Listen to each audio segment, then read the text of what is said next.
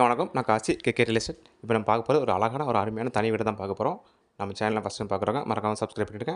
நம்ம பார்க்குற லொக்கேஷன் வந்து வேப்பம்பட்டு. வேப்பம்பட்டு வந்து ஆவடியிலேருந்து திருவள்ளூர் போகிற ரூட்டில் சென்டராக இருக்கிறதா அந்த வேப்பம்பட்டு.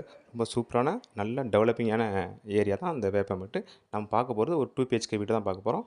லேண்ட் ஏரியா வந்து 1800 ஸ்கொயர் ஃபீட். வீடு ஹவுஸ் வந்து 1200 ஸ்கொயர் ஃபீட் 2 பிஹெச்கே. சூப்பராக இருக்குது. வீடை பார்த்தா ரொம்ப அருமையாக இருக்குது. புது வீடு.